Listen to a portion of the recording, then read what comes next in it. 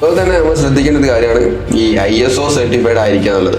അപ്പോൾ ISO certificates നമുക്ക് locally പല രീതിയിലും എടുക്കാം. ഇപ്പോൾ കുറേ സ്കാം കാര്യങ്ങൾ നടക്കുന്നുണ്ട്. ബട്ട് അത് ശ്രദ്ധിക്കേണ്ട ഒരു പോയിന്റാണ്. കാരണം ISO 22000 തന്നെ എടുക്കാൻ ശ്രമിക്കുക. അതും IFA അക്രഡിറ്റഡ് ISO സർട്ടിഫിക്കറ്റ് തന്നെ എടുക്കാൻ ശ്രമിക്കുക. അത് നല്ല വാലിഡിറ്റി ഉണ്ടാവും. അതോടൊപ്പം തന്നെ നല്ല വാല്യൂ ഉണ്ടാവും. അപ്പോൾ നമ്മുടെ പ്രൊഡക്റ്റിന് ഒരു പ്ലസ് പോയിന്റ് ആയിട്ട് നമുക്ക് കണക്കാക്കാൻ പറ്റും.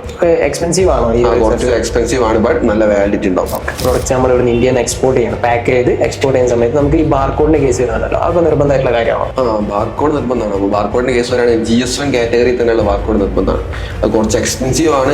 അതോടൊപ്പം തന്നെ ഇയർലി റിന്യൂ ചെയ്യേണ്ട ആവശ്യമുണ്ട്. ബട്ട് അത് മസ്റ്റാണ്. അതായത് should apply for A trade mark if you export. ഇപ്പോൾ സ്വന്തമായിട്ട് എക്സ്പോർട്ട് ചെയ്യുകയാണെങ്കിൽ നമ്മൾ ബ്രാൻഡ് സ്വന്തം ചെയ്യുകയാണെങ്കിൽ അവിടെ ട്രേഡ് മാർക്ക് എടുക്കാൻ ശ്രദ്ധിക്കുക. അവിടെ തന്നെ നാട്ടിലും നമ്മൾ കണ്ടതാണ്. നമ്മൾ റീസെൻ്റ് ആയിട്ട് ഒരു എക്സ്പീരിയൻസ് പാർക്കുന്നതാണ്. അപ്പോൾ സ്വന്തമൊക്കെ ചെയ്യുകയാണെങ്കിൽ ട്രേഡ് മാർക്ക് ശ്രദ്ധിക്കാം. അപ്പോൾ നമ്മൾ പറഞ്ഞ ബേസിക് ആയിട്ടുള്ള ഫുഡ് പ്രോഡക്റ്റിൻ്റെ കാര്യം